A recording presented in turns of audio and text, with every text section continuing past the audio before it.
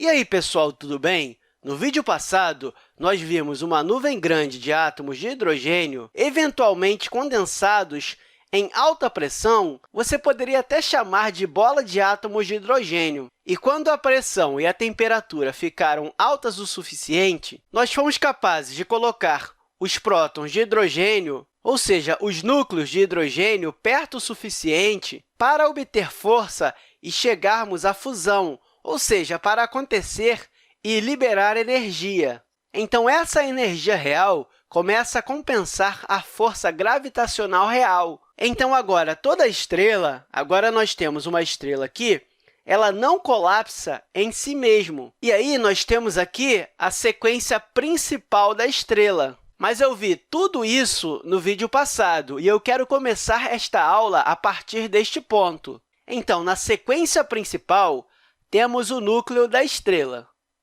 Então, esse aqui é o núcleo da estrela, e você tem hidrogênio fundindo-se em hélio, e isso está liberando uma tonelada de energia. E essa energia é o que impede que o núcleo imploda. É uma força para compensar a força gravitacional que quer implodir tudo, ou seja, que quer esmagar tudo. Então, você tem o núcleo de uma estrela como o Sol, e essa energia ela esquenta todos os gases do lado de fora do núcleo para criar o brilho que nós vemos em uma estrela, ou, no nosso caso, no nosso Sol. Agora, como o hidrogênio ele está se fundindo em hélio, você pode imaginar que mais e mais hélio estão se formando no núcleo. Eu vou colocar o hélio aqui na cor verde. Então, mais hélio se formando aqui no núcleo.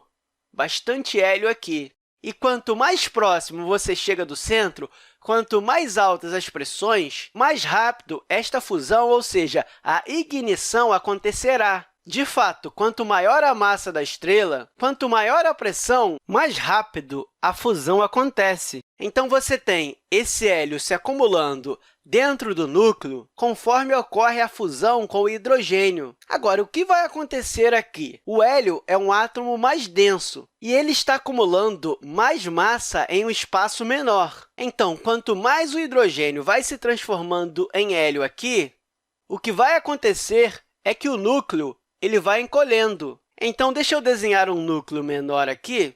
Então, o núcleo ele vai encolher, e aí nós vamos ter mais ou menos assim, e agora tem muito mais hélio nele.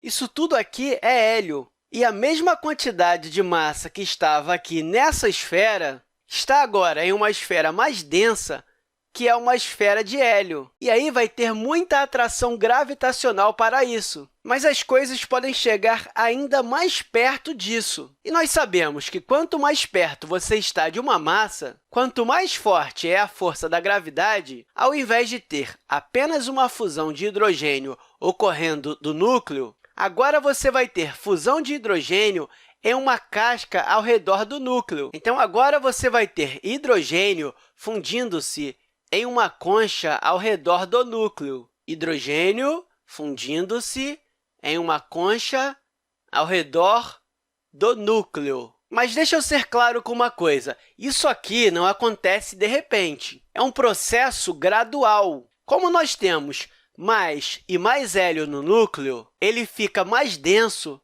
e denso e denso. E, com isso, as pressões se tornam maiores e maiores perto do núcleo. Isso porque você é capaz de se aproximar de um núcleo mais massivo, já que agora é mais denso. E como essa pressão aqui perto do núcleo ela aumenta mais e mais, a reação da fusão acontece mais e mais e mais rápido. Isso até chegar neste ponto. Então, para ficar claro, todo o hidrogênio no núcleo foi usado. E então, você tem hidrogênio do lado de fora do núcleo que está agora sob enorme pressão. Na verdade, sofre mais pressão do que quando era apenas um núcleo de hidrogênio puro. Isso porque há muita massa do lado de fora. Ou seja, existe muita massa aqui do lado de fora tentando, eu acho que você pode dizer, exercendo força gravitacional, ou seja, tentando chegar a esse hélio mais denso. Isso porque tudo é capaz de se aproximar. E, com isso, você tem a fusão ocorrendo ainda mais rápido.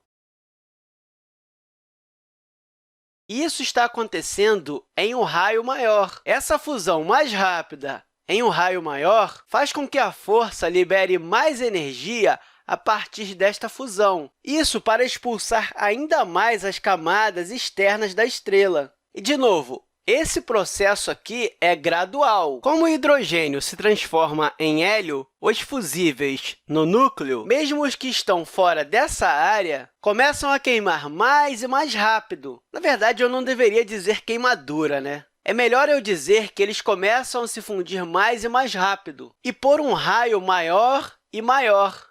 O que não é muito intuitivo é que a fusão está acontecendo mais rápido em um raio maior. E a razão para isso é que você tem uma densidade ainda maior no núcleo que está causando ainda mais pressão gravitacional. E, com isso acontecendo, a estrela está ficando cada vez mais brilhante. E aí, como as reações de fusão estão acontecendo de forma mais intensa em um raio maior, isso é capaz de expulsar o material da estrela ainda maior. Então, o raio da estrela está ficando maior e maior. Então, aqui a estrela tem uma reação de fusão mais rápida, ou seja, está acontecendo em um raio maior. Vai ser mais ou menos isso aqui. E olha que eu nem estou desenhando em escala. No caso do Sol, quando chega a este ponto, vai ser 100 vezes o diâmetro. E aí, nesse ponto, nós temos uma gigante vermelha, que é uma estrela gigante. E a razão pela qual é mais vermelha é isso daqui. Ou seja, embora a fusão esteja acontecendo mais forte aqui, essa energia está sendo dissipada em uma área de superfície maior. E aí, a temperatura real da superfície da gigante vermelha será mais fria. Então, vai emitir uma luz em um comprimento de onda maior, um comprimento de onda vermelho que vai estar bem aqui. E observe que aqui o núcleo não está queimando essas coisas aqui tão fortemente, mas já aqui isso acontece. Mas essa energia estava sendo liberada em um volume menor. E aí, isso tem uma temperatura superficial mais alta. Temperatura superficial mais alta.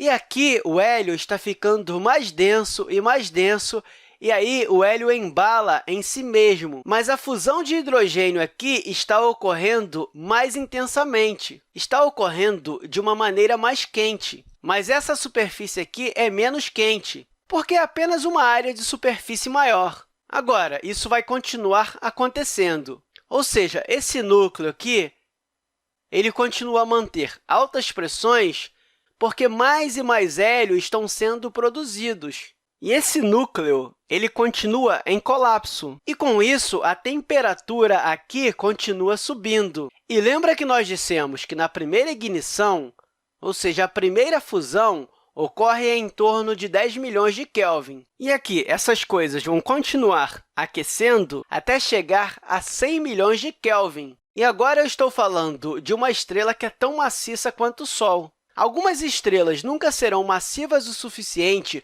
para que o núcleo condense e eleve a temperatura a 100 milhões de kelvins, mas vamos falar apenas quando isso acontece. Então, eventualmente, você chegará a um ponto. Deixa eu desenhar aqui a minha gigante vermelha. E aqui você tem o núcleo ainda mais condensado, e nós temos uma casca de hidrogênio aqui por fora, que continua a fundir-se em hélio à sua volta, e aí essa aqui é a nossa concha de hidrogênio. A fusão de hidrogênio está ocorrendo nesta casca amarela aqui, e isso faz com que o raio da estrela fique cada vez maior, e aí a estrela está se expandindo. E quando a temperatura esquenta o suficiente, e agora eu acho que você vai entender como os elementos mais pesados e mais pesados se formam no universo, incluindo os que foram formados dessa forma a partir, inicialmente, de hidrogênio, quando ficam quentes o suficiente, isto é, a 100 milhões de Kelvin, ou seja, nesse núcleo, por causa de enormes pressões, então o hélio vai começar a se fundir. Então, nós vamos ter um núcleo bem aqui, onde o próprio hélio começa a se fundir. Então, aqui nós temos a fusão de hélio, E agora estamos falando de uma situação onde você tem o hélio e tinha hidrogênio, e todos os tipos de combinações se formarão. Mas, em geral, o hélio é o principal. Ele vai se fundir em carbono e oxigênio. E aí vão formar-se outras coisas. E aí isso começa a se tornar muito mais complicado. Mas eu não quero entrar em todos os detalhes. E deixa eu descer aqui, porque no último vídeo eu não coloquei a tabela periódica. E nós podemos ver que o hidrogênio ele tem um próton e nem um nêutron. E lembre-se, ele estava se fundindo na sequência principal em hélio, ou seja, 2 prótons, 2 nêutrons. Na verdade, você precisa de 4 para obter um desses, porque isso tem uma massa atômica de 4 se nós estamos falando de hélio 4. Então, quando o hélio chega a 100 milhões de Kelvin, se você tiver mais ou menos 3 deles, e a todas essas coisas que estão chegando e saindo das reações, e aí você pode chegar a um carbono ou a um oxigênio. Você ganha pelo menos 4 deles como matéria-prima de partida. Você chega a um oxigênio, então estamos começando a fundir elementos mais pesados e mais pesados. Então, o que acontece aqui em cima é que esse hélio aqui ele está se fundindo em carbono e oxigênio. Então, você começa a construir um núcleo de carbono e oxigênio. Eu não vou alongar mais, mas o que pode acontecer aqui se essa estrela nunca tiver massa para se fundir em carbono e oxigênio?